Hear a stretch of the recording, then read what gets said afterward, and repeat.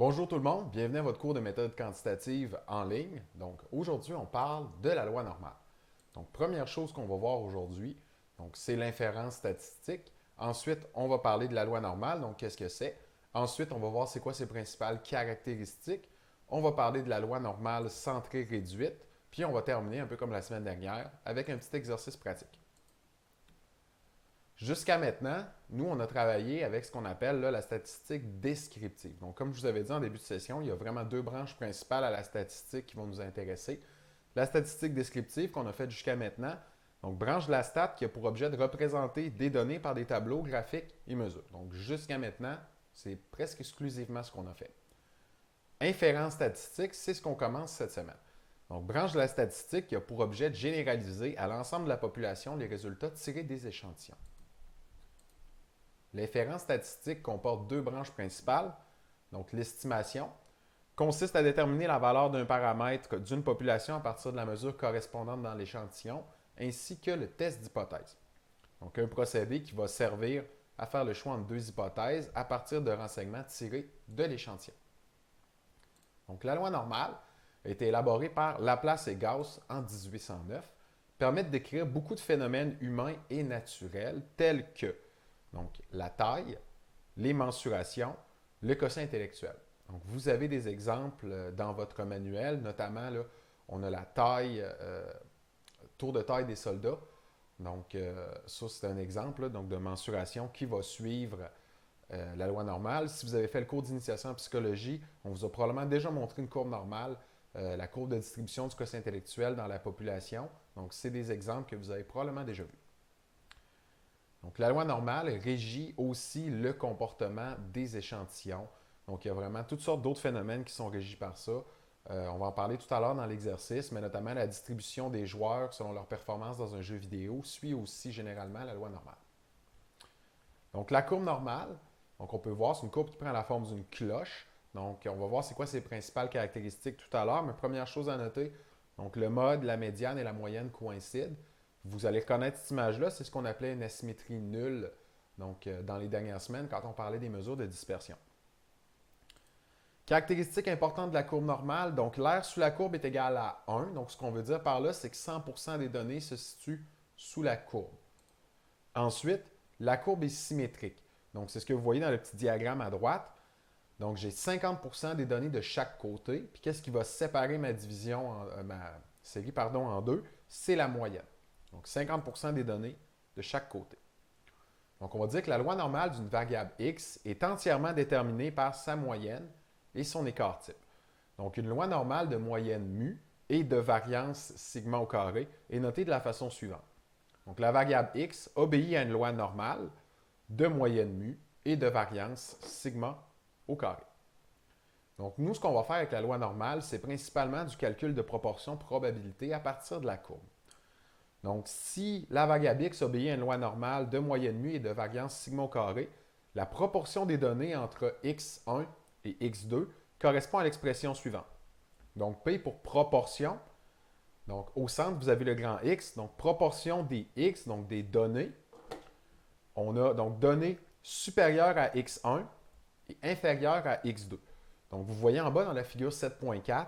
Donc, par exemple, on vous donne deux données. Dans cet exemple-là, 5 et 20.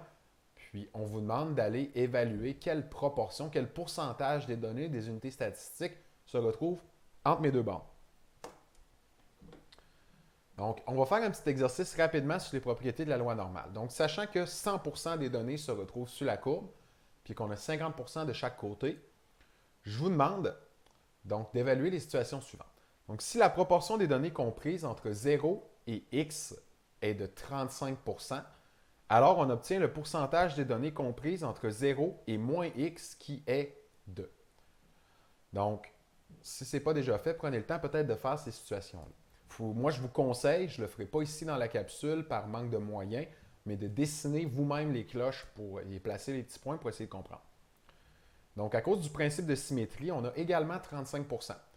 Donc, si la distance entre 0 et x, donc si j'ai 35% de proportion des données entre 0 et x, entre 0 et moins x, à cause du principe de symétrie, je vais avoir la même proportion, donc également 35. Deuxième situation, Si la proportion des données comprises entre 0 et x est de 35, on vous demande quel est le pourcentage des données supérieures à x. Donc, comment on va faire pour trouver ça? On va faire 50 parce qu'on sait qu'on a 50 de chaque côté de la cloche, moins notre fameux 35 puis on va arriver à 15 Situation 3. Si la proportion des données comprises entre 0 et x est encore une fois de 35 on va obtenir le pourcentage des données inférieures à x qui est de. Donc, comment on va faire pour arriver à la réponse? On va prendre 50 donc le 50 des données qui est inférieur à la moyenne, auquel on va additionner le 35 qu'on avait calculé. On ne l'a pas calculé, on nous l'a donné. Là. Donc, le fameux 35 qu'on va additionner aux 50 qu'on a déjà. Situation 4, ça se corse un peu. Si la proportion des données comprises entre 0 et x2 est de 20 au-dessus de la moyenne, et la proportion comprise entre 0 et x1 est de 10 cette fois-là en dessous de la moyenne, quel est le pourcentage des données comprises entre x1 et x2? Donc, comment on va faire pour arriver à la réponse? C'est assez simple, on va additionner nos deux chiffres. Donc, si j'ai 20 au-dessus de la moyenne, plus 10 en dessous, donc 20 plus 10, 30 des données entre mes deux points. Dernière petite situation, si la proportion comprise entre 0 et x2 est de 35 au-dessus de la moyenne, proportion comprise entre 0 et x1 est de 10 encore une fois au-dessus de la moyenne, on obtient le pourcentage des données comprises en x1 et x2 qui est de 25 Donc cette fois-là, tout est au-dessus de la moyenne. Donc, je vais faire le fameux 35 de 0 jusqu'à 35 auquel je vais soustraire ma deuxième distance, donc entre 0 et x1, qui est de 10 Si ce n'est pas clair, vous avez eu de la misère à me suivre, c'est important d'aller faire la lecture du manuel. Je ne vous cacherai pas, la loi normale, c'est un peu plus complexe, mais honnêtement, une fois que vous avez compris les deux principes de base puis comment ça fonctionne, ça devient assez simple. Donc, si vous regardez le PowerPoint sans avoir fait la lecture, c'est normal que vous soyez un peu en mode panique, ça peut sonner compliqué. Faites la lecture, revenez voir. Si c'est toujours pas clair, vous pouvez m'écrire. Donc, la loi normale centrée réduite, c'est ce dont on va servir pour faire vraiment notre estimation de paramètres. Si une variable x obéit à une loi normale, on va dire aussi que la code z, associée à ces variables-là, va obéir à une loi normale de moyenne 0 et de variance 1. Donc, on se rappelle la formule de la code z, je vous ai dit la semaine dernière qu'elle deviendrait très importante. Donc, z est égal à x moins la moyenne divisé par l'écart type. Donc, la loi normale centrée réduite, on va la noter de la manière suivante. Donc, les codes z obéissent à une loi normale, donc de moyenne 0 et de variance et ou écart type cette fois-là, donc 1. Pourquoi on reste à 1? Parce que 1 au carré, ça donne 1. Comment on va faire pour calculer nos fameux pourcentages? On va se servir de la table de la loi normale centrée réduite. Vous l'avez à la page 304 dans votre manuel, page 299 s'il y en a qui utilisent la troisième édition. Donc, comment ça se lie la table? La table va nous donner la proportion des codes Z comprises entre 0 et une code Z qu'on va identifier nous-mêmes. Donc, qu'est-ce que ça donne? Donc, permet d'évaluer une proportion qui correspond à une code Z, mais on peut aussi faire les choses à l'envers, puis évaluer une code Z à partir d'une proportion. Donc, dans les prochains instants, on va regarder comment fonctionne la table, puis on va faire un petit exercice là-dessus. Fait que ça, c'est la table. C'est sûr, c'est dur à lire à l'écran. Je vous conseille d'aller chercher celle dans votre manuel. Quelle proportion va correspondre à une code Z de 0,91? Donc, comment on va lire la table? Donc, vous avez dans la colonne de gauche la première décimale de la code Z, donc 0,0, 0,1, 0,2, etc., jusqu'à 3,9. Puis, vous avez la deuxième décimale sur la ligne qui est en haut. Donc, 0,00, 0,1, 0,2, 0,3. Fait que si je vais aller chercher la proportion qui correspond à 0,91, je vais m'enligner avec 0,9 puis 0,01, ce qui va m'amener ici. Donc 0,3159 ou 31,59%, pardon, je suis dans les patates, c'est 31,86, 0,3186 ou 31,86%. Si je vous demande d'aller chercher la proportion pour une code Z de 2,86, on va s'aligner avec 2,8 donc sur mon axe Y. On va aller s'installer à 0,06 du côté des X, puis ça va me donner ça. Donc 0,4979 ou 49,79%. Donc cette fois-là, je vais vous donner une proportion, puis on va aller chercher une code Z. Donc, si je vous demande c'est quoi la code Z qui serait associée à une proportion de 0,2 ou 20 on s'installe dans la table, puis vous remarquerez les valeurs sont en ordre croissant. Donc, on va chercher la valeur qui s'approche le plus de 0,2. Donc, 0,2, on ne l'a pas dans la table, mais on a 0,1985 puis 0,2019. Donc, ce qu'on va faire, on va prendre la valeur qui est la plus proche des deux. Donc, cette fois-là, ça nous donnerait une code Z de 0,52. Si je vous demande cette fois-là d'aller évaluer la code Z d'une proportion de 39,53 donc, encore une fois, on n'a pas le chiffre dans la table. Cette fois-là, on est un peu embêté. On est à une distance égale des deux. Donc, qu'est-ce que je fais quand je suis à une distance égale des deux cotes? On va faire la moyenne des deux codes Z. Donc, à ce moment-là, ça va nous donner 1,255. Page 309, page 310, ça va être extrêmement important pour faire le devoir d'aujourd'hui. Donc, ça vous montre en fait les différents modèles de transformation graphique qu'on peut employer pour évaluer les différentes tranches de proportions. Donc, moi, je vais vous les présenter rapidement. Encore une fois, si ce n'est pas clair, allez voir la lecture, puis n'hésitez pas à m'écrire si vous avez de la difficulté, mais on va en faire une ensemble dans l'exercice tout à l'heure. Donc, si je vous demande d'évaluer ce qu'on voit en A, donc la proportion des codes Z entre moins A et 0, à cause du principe de symétrie, on va dire qu'elle est égale à la proportion des codes Z comprise entre 0 et A. Puis cette fois-là, ça, on peut aller l'évaluer dans la table.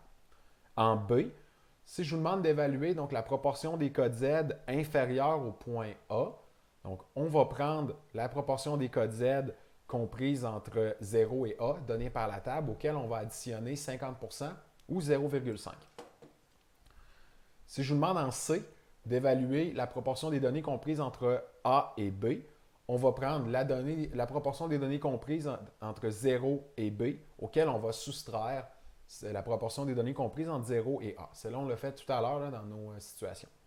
En D, si je vous demande d'évaluer la proportion des données entre moins A et moins B, donc on va utiliser la même chose qu'on a faite en C à cause du principe de symétrie. En E, je vous demande d'évaluer donc la proportion des codes Z ou proportion des données qui sont supérieures au point A. Donc, comment je vais faire pour faire ça? Je vais prendre mon 0,5, 50 des données au-dessus de la moyenne, auquel je vais soustraire la proportion des données comprises entre 0 et A, qui va être donnée par ma table. Finalement, en F, si je vous demande d'évaluer la proportion des données entre moins A et B, donc on va prendre la proportion des données entre moins A et 0, qui est égale à la proportion des données entre 0 et A, auquel on va additionner la proportion des données entre 0 et B. Donc, ça va être important de s'assurer qu'on comprend bien tous les différents modèles de transformation. Puis, n'oubliez pas, là, vous avez la lecture pour vous aider avec ça.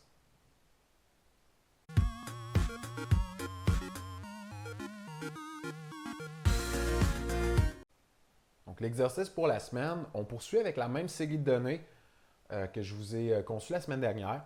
Donc, vous êtes encore le même gamer invétéré qui s'intéresse à sa performance, à son jeu favori Fork Knife.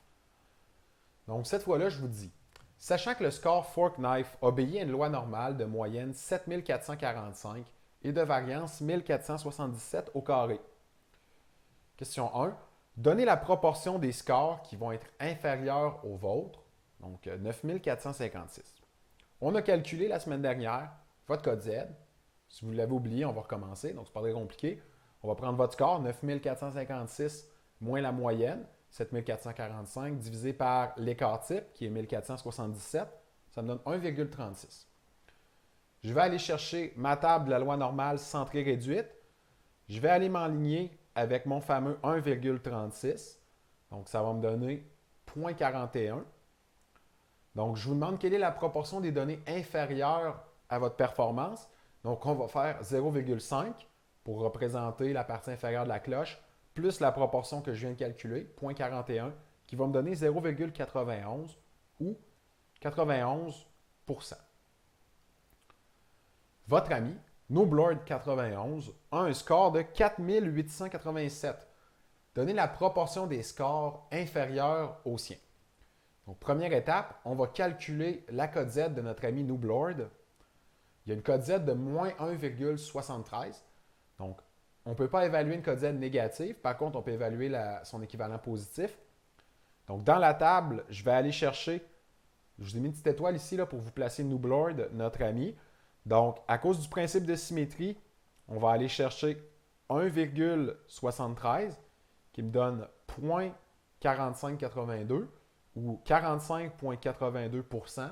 Donc, pour arriver à ma solution, je vais faire cette fois-là 0,5, donc 50%, moins 0,46%, qui est l'estimé de notre proportion qu'on a calculée, qui va nous donner 0,04 ou 4% des scores sont inférieurs à ceux de votre ami Nooblord 91. Donc, si on veut prendre ça un peu à l'envers, 96% des joueurs sont meilleurs que votre ami. Pauvre petit. Prochaine question. Je vous demande de calculer la proportion des scores qui vont être compris entre celui de votre ami et le vôtre. Donc, il y a plusieurs manières de faire, mais la manière la plus simple, considérant qu'on a déjà calculé des proportions, donc on va replacer sur notre courbe les deux résultats. Donc, puis ce qu'on va faire, on va tout simplement aller additionner ensemble les deux proportions qu'on a déjà calculées. Donc, le 0,46 qu'on vient juste de calculer, plus le 0,41 qu'on a eu à la question 1, qui va nous donner 0,87. Donc, 87% des scores sont compris entre celui de Nooblord et le vôtre. Question 4. Donc, Forkknife utilise un système de classement des joueurs par division. Donc, on a 50... pardon, on recommence. Division bronze, va contenir 50% des joueurs. Division argent, 25%. Division or, 10. Platine, 5. Diamant, 2,5%. Finalement, légende, 0,5% des joueurs. Quelle division faites-vous partie? Donc, comment on va faire pour trouver la solution? Donc, ce qu'on doit faire, c'est qu'on doit calculer les codes Z qui vont être associés à chacune des proportions. Donc, si on sait, on a dit que la moyenne, c'est 7445. Donc, tous les codes Z inférieurs à 0 vont être les gens qui sont dans la division bronze, parce qu'on a dit qu'on a 50% des gens dans le bronze. Sachant que j'ai 25% des gens dans la division argent, je vais aller calculer la code Z associée à cette proportion-là, que je vais arriver à 0,67. Puis je vais faire la même chose pour les différents pourcentages qui sont là. Donc, ça va me permettre de délimiter c'est quoi les codes Z minimales que ça prend là, pour entrer dans chacune des différentes divisions. On se rappelle, vous avez une code Z d'1,36. Donc, où est-ce qu'elle va se trouver 1,36? Va se trouver dans la division platine. Donc, code Z comprise entre 1,28 et 1,645. Donc, vous faites partie de la division platine. Dernière question. Quel score est-ce qu'il vous faudrait atteindre minimalement pour entrer dans la division légende? Donc, si c'est ça votre objectif, faire partie du rang le plus élevé du jeu, jusqu'à quel score vous devez vous rendre? Donc, on va repartir des codes Z qu'on vient tout juste de calculer. Donc, ça prend une code Z minimale de 2,575 pour faire partie de la division légende. On se rappelle, on a la formule de la code Z. Code Z est égal à la donnée moins la moyenne divisé par l'écart type. Cette fois-là, ce n'est pas la code Z qu'on essaie d'isoler, c'est bien la donnée, donc le X. Donc, on va placer nos valeurs dans l'expression. On va isoler X. On va arriver donc à 11 248,3. Donc, comme le nombre de points, c'est pas quelque chose qui est divisible. Donc, on va arrondir à l'entier supérieur parce qu'à 11 248, je suis vraiment sur le bord d'entrer dans la division légende. Donc, ça prend au minimum 11 249 points donc, pour entrer dans la fameuse division légende de Forkknife. Donc, je vous ai mis le devoir. Donc, comme d'habitude, j'ai classé donc, les numéros là, par ordre d'importance. Je vous rappelle, il faut toutes les faire. Ce que je veux dire par ordre d'importance, c'est par ordre d'importance à l'examen. Si ce n'est pas déjà fait, on va finir la lecture du chapitre 7. Donc, la semaine prochaine, qu'est-ce qu'on va faire? On va partir des principes qu'on a vus sur la loi normale, puis on va se servir de ça pour estimer une moyenne. Vous arrêtez la lecture après l'estimation d'une moyenne. Donc, en raison de la quarantaine, on a coupé l'estimation d'une proportion. C'était plus, pas que c'était pas pertinent, là, mais c'était très similaire, donc vous n'aurez pas à le faire. Donc, sur ce, moi, je vous souhaite bonne semaine, puis à la prochaine.